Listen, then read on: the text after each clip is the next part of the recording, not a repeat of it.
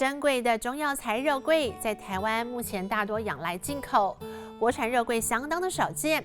但在南投埔里有一位肉桂农张威然种出了全台最大的清华桂园。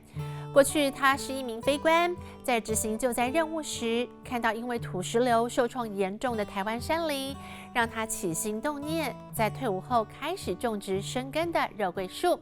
想为水土保持尽一份心力。克服刚开始肉桂长不大的问题，现在他不仅种出20公顷，还开发出多元化的产品，提升肉桂的应用价值。种在斜坡上的肉桂树，想要采收枝叶，得先锻炼爬坡的能力。会滑，所以我们都会找地方先站稳脚步之后，再开始工作。像这一区的话，大概都种了7、8年。那我们目前的话所采收的呢，就是我们的肉桂的枝叶、侧枝的部分。第一个部分是因为我们种的这个油桂啊，它的枝叶、皮、根啊，全部都是它的主成分都是肉桂醛。用来萃取精油的枝叶，只要稍加搓揉叶子，就能闻到浓浓的肉桂香气。这样闻就非常非常的香。就是肉桂的那个，就是很肉桂的味道。南投埔里这一片高大茂密的肉桂树林具有高经济价值，它们不仅是香料作物，也是珍贵的中药材。我们现在身后看到的这一片肉桂，它的正式的学名叫做油桂，那也就是我们去中药行去买这个珍贵的药材，我们所谓的清华桂，就是这个品种。生茸燕桂这4个字，它所指的就是人参、鹿茸、燕窝跟清华桂。这个是我们所谓的中药4大名捕。那这个树种的话，事实上它的分布的话是非常的广，像浙江、福建以南这一些，然后印尼、越南、台湾，这个都是适合肉桂生长的这一个纬度带。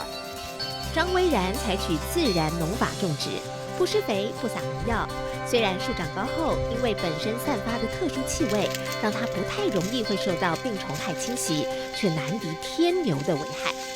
它很害怕的就是那种天牛，它直接会钻到我们肉桂的木质去吃它的心。这株目前我判断起来的话，它就是应该有得到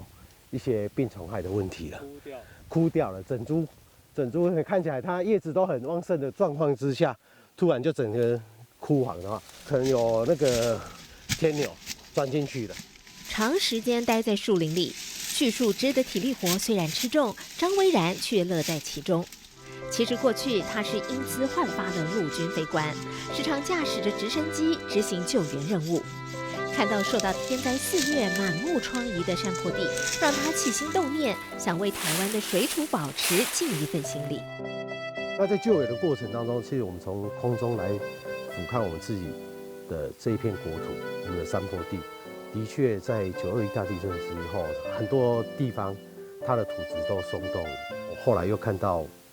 自己本身我们家种植的，就是从父亲这样子开始来种植的这个肉桂树，然后自己去找了这些文献，又知道它是一个良好的坡地植物，又适合在山坡上种，那它的水土保持作用又是很好的。下定决心说好，那我就回来，开始来专注投入种植肉桂树。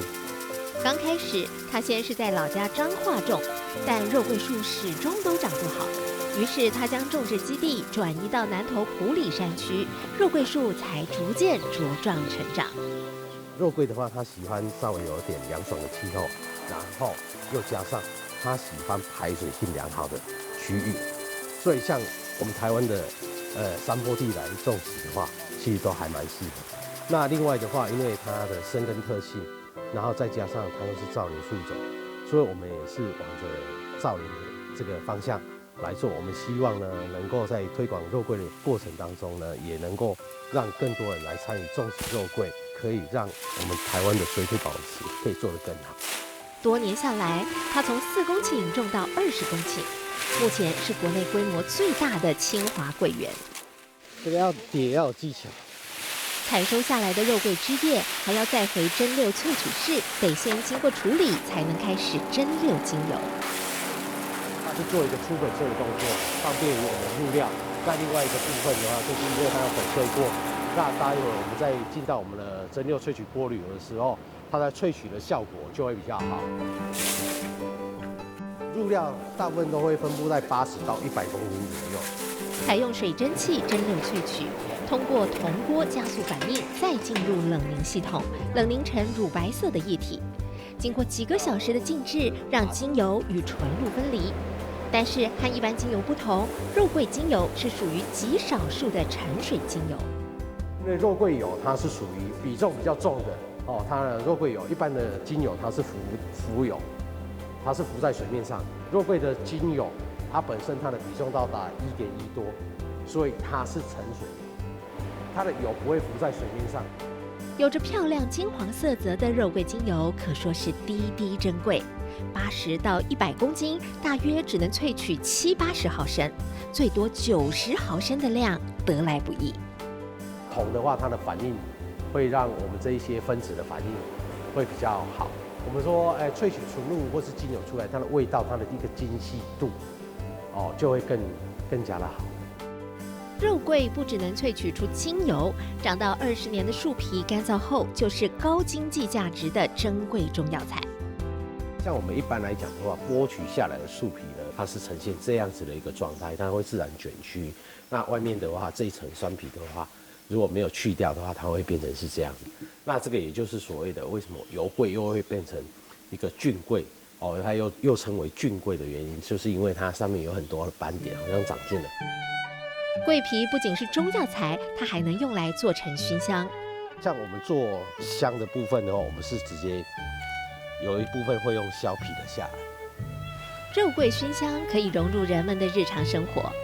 他也花了2年的时间，不断请益专家，才把咖啡和肉桂的味道完美融合，成功开发出肉桂咖啡。这个肉桂咖啡呢，我们是用那个单品的精选豆，就是在焙炒的过程当中，我们把我们这个很珍贵的这个肉桂的枝叶跟包含到它的皮一起加进去，跟咖啡一起做焙炒。那利用呢，就是我们肉桂的这个香气以及它的甜感，去把咖啡的香气做出一个层次，以及激发出咖啡更多的甜感。还有无菌充甜的肉桂纯露，甚至能用来做料理，不仅去腥，还能提升食材风味。在我们炖煮牛肉的时候，要关火前的这个3分钟，我们就把它加